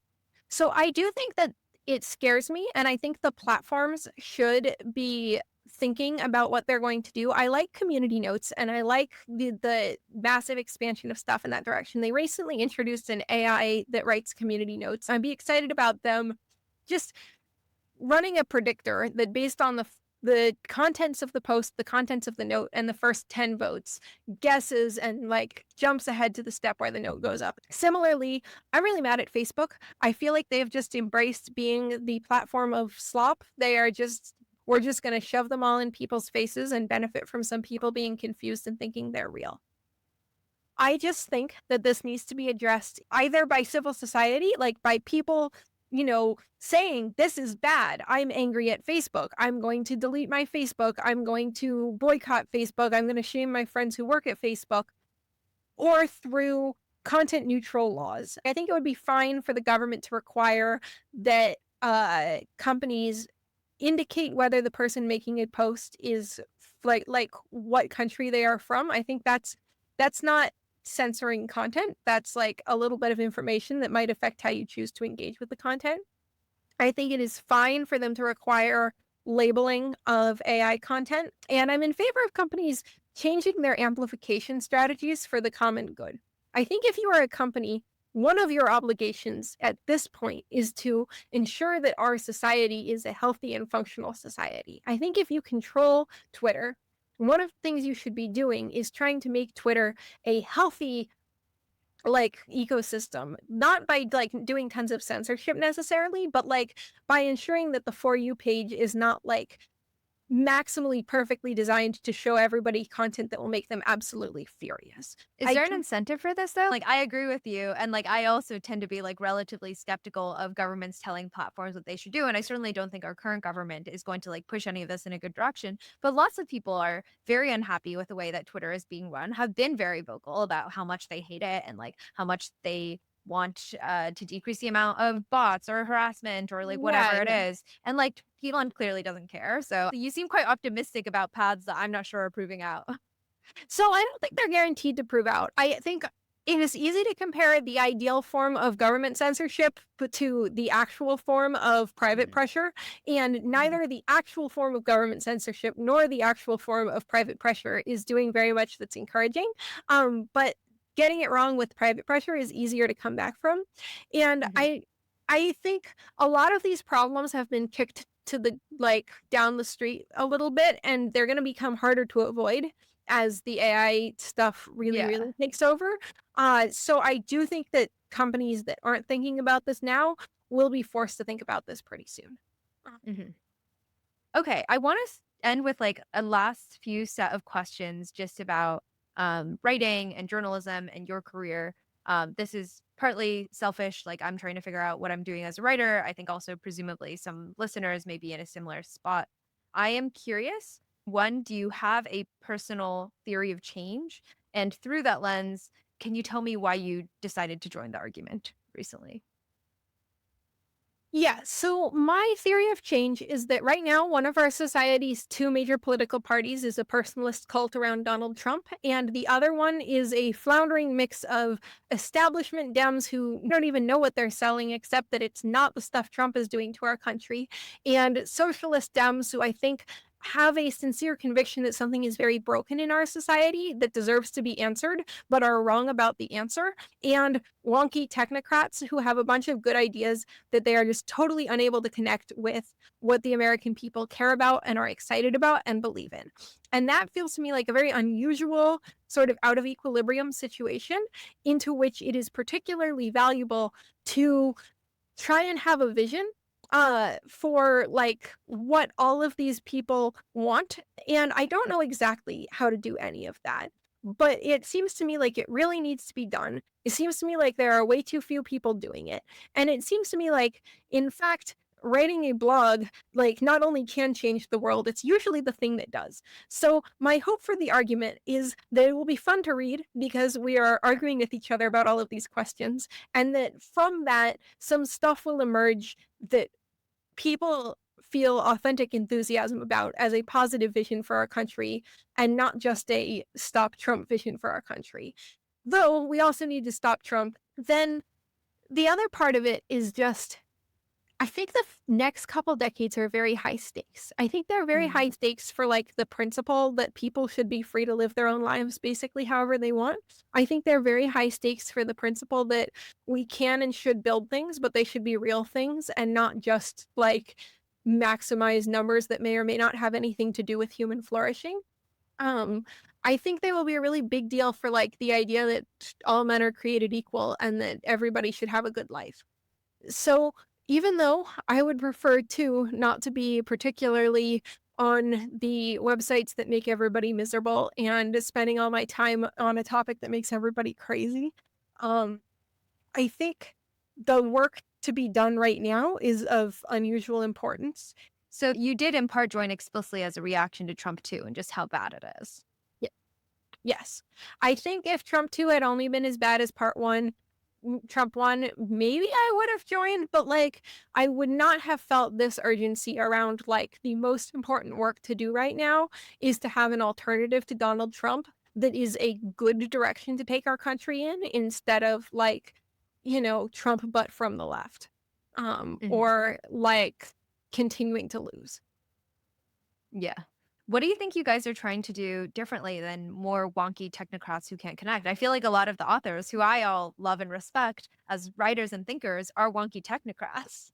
Yeah, 100%. So this is Jerusalem's genius. I had no solution to this. I was like, well, I'm a wonky technocrat. I will keep wonky technocrating and hope it works. And Jerusalem was like, the thing that our side has is lots of highly verbal, very witty people who don't like each other and have been like politely not talking about it. And do you know what people actually love? People Oh, love to man. read people fighting. The liberal tradition is the tradition of people snarking at each other in sometimes in incredibly British ways, sometimes in incredibly French ways, sometimes in incredibly American ways. But it is a tradition of arguing, and arguments are fun. We can't win the war for attention by having the most like outrage videos of murders. We can't win in that arena. We can absolutely win in the arena of people like to hear arguments. People like to see people fight it out. They like to, read through my free speech absolutism argument with my coworker and go, I'm on this side, I'm on this side. And you Um, think this won't fracture people more? Some people would argue that actually the left is too fractured and you don't want to reveal all of these fissures. You got to be like MAGA, just like single vision. So the left is super fractured, and this is in some ways really harmful for our ability to win elections. But I don't think papering it over was working. Like, I think Mm. one account you could give of what went wrong with the Democratic Party is that the very strong showing Sanders had in 2016 scared the establishment a lot. And I think most of the stuff Sanders wanted would not have worked. But I still wish he had won because the establishment was a mess and needed to lose. And I would rather have had somebody who had bad ideas than have like a sort of effort to double down from people who like weren't really where the electorate was at all. So anyway, they interpreted it as there's a lot of appetite for socialism when there's not actually a lot of appetite for socialism. There's a lot of appetite for not the democratic establishment. But they moved left. They adopted a bunch of the sort of identitarian woke stuff. And I don't think everything in that package was bad, but I think a lot of it was. And then I think you had this farther left party. This did not satisfy the socialists at all. It alienated a lot of people who would happily have voted for a less left Democratic Party. And then other stuff like went wrong from COVID to I do think a big influence on 2024 was Gaza, where the Democratic Party just seemed like it had no convictions, or where it did have convictions, it wasn't interested in explaining or persuading anybody of them. So we tried like, papering over. And at some point, papering over isn't working. If we're willing to argue with each other, then we can get somewhere. Mhm. And sometimes something resonates unexpectedly. A lot of my Yeah. recent ed posting has resonated unexpectedly. Yeah. And if you're trying to paper over, you don't have the sort of openness and willingness to engage that lets you discover the stuff that does resonate. And I expect to win like optimistically half of the battles that I pick on the future of the Democratic Party. But I think everybody will be stronger for having fought some of this stuff out. And like, frankly, it's hard for stuff to get worse. The Democratic Party is always going to get the votes of the people who don't like how Trump is burning our country down. And there's a lot of those people because Trump is doing a really bad job. But to be competitive in conservative states like the Democratic Party used to, a lot needs to majorly change. And I haven't seen anybody with a route to changing it. So it sort of feels like there's not a lot of downside. You're not going to alienate the people who are just voting against Donald Trump wrecking our country. Yeah. And you might actually win over some people that we have not yet won over who really we need to win over. I do think there's a way in which arguments are honest. One of the core problems that I think almost everybody has with the Democratic Party is that it feels like a profoundly dishonest party where a small group of people decide what the party line is, don't Yeah. really talk about it, pretend they all agree with each other, pretend that that in fact is the will of the people, and anyone who says otherwise Yeah. is crazy. And I think maybe insofar as like the Democrats just have an honesty problem, and that hurts their credibility a lot, just having more like out in the open true pluralism, like different people saying their honest views and fighting it out might be temporarily a good thing. And then, maybe a few of those ideas will rise to the top and a good agenda might come somewhere from there. Whereas I think like for the past while, we haven't even really gotten to, again, like test ideas like Bernie's ideas because he was never allowed to win. And so Yeah, yeah. that's the way in which a lot Or of people feel I cheated is think like that if he they were had like, okay, you might think socialism is bad, but you should let him try socialism and see. And I actually think that Zoran Mamdani deserves to win. I think that he should run his grocery pilot.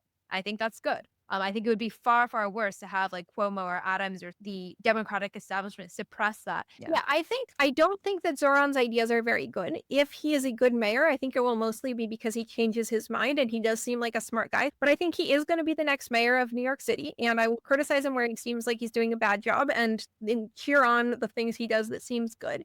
And ultimately, if socialism is bad, it is bad because it has bad consequences. And we'll see the bad consequences. We'll say, see, that's why you shouldn't have done government run grocery stores. You know, if it looks like you're scared Yeah. of them, then people are going to think Yeah. that, yeah. Because I think that is how people feel. It's like, oh, you guys don't even want to try. Like, what are you hiding for us? I think that if Sanders had won the Democratic primary, he would probably have lost the general because the voters really don't like socialism. I think if he had won the general, he would probably have been a really unpopular president.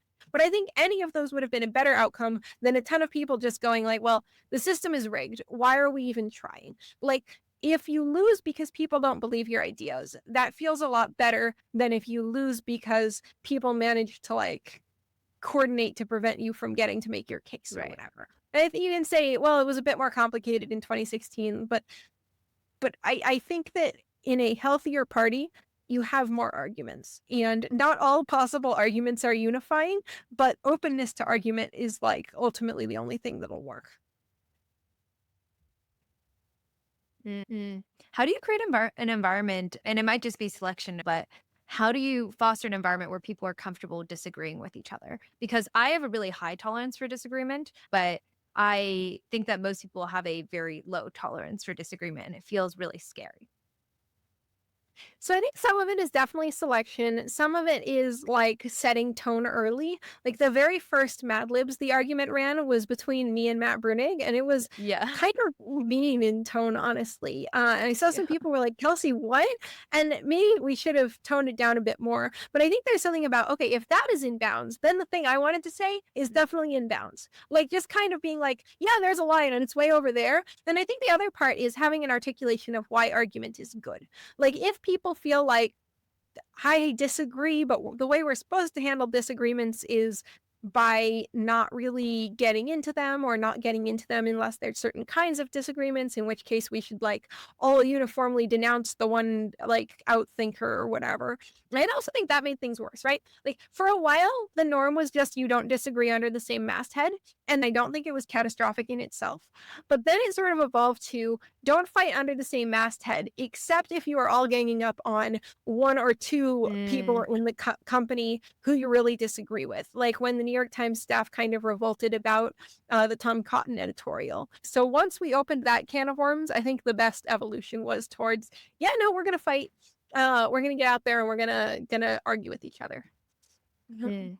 One of my self-indulgent questions is that one of my first reactions to the arguments launch was, I think I was in a DD with Clara, and I was like, Clara, aren't Kelsey and Jerusalem both ex-competitive debaters? Which I don't know where this like tidbit in my head came from because You're I right. don't think I've ever had this conversation. So I have no clue why I think or know this.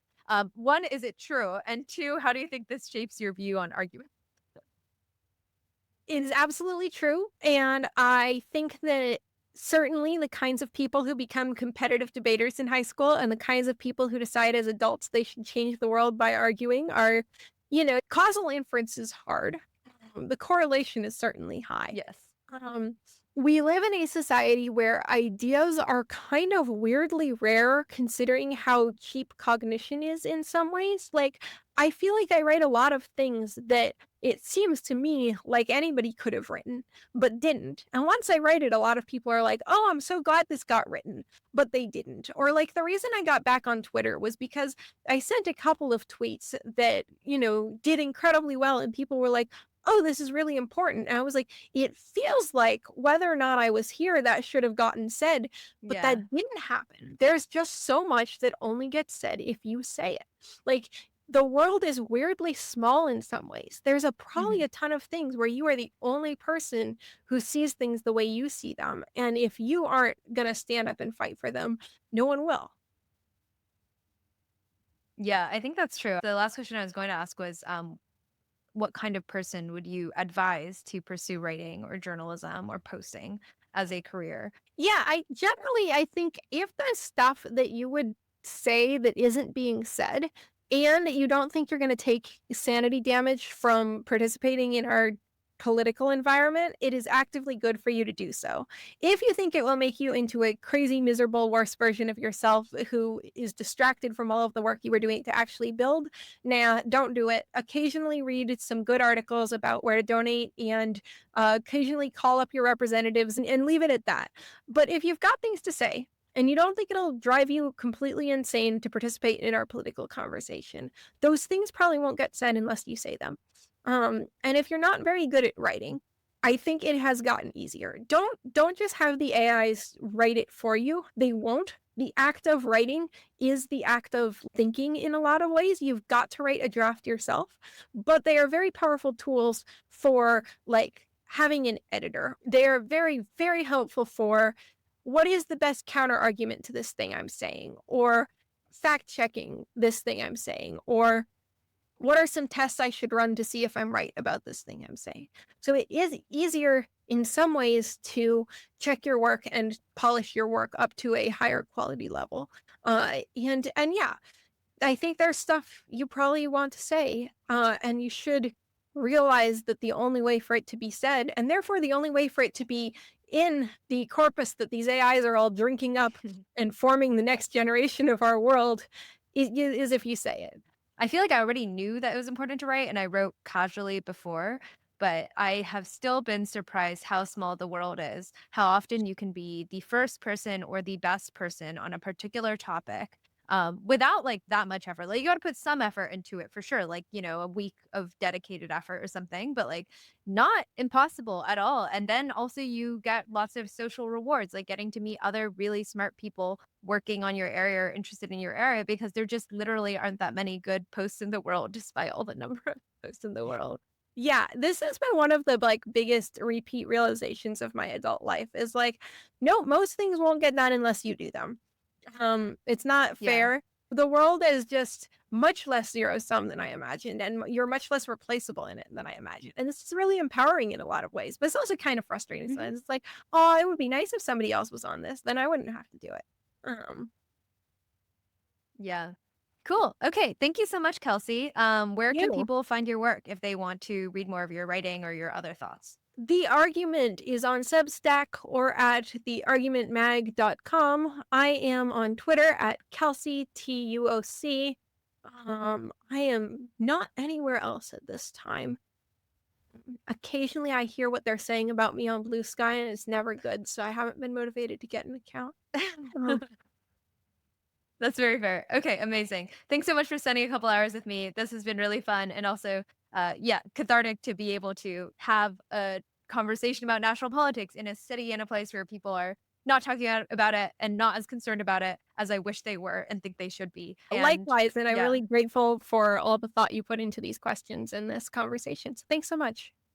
cool. Thank you everyone for listening. You can find the links and the transcript for this podcast at jasmine.substack.com. And if you liked it, you can share this with a friend. If you have arguments with Kelsey or me, you can put them in the comments. We cannot promise a response, but you are free to exercise your right to speech. Thanks so much, everyone.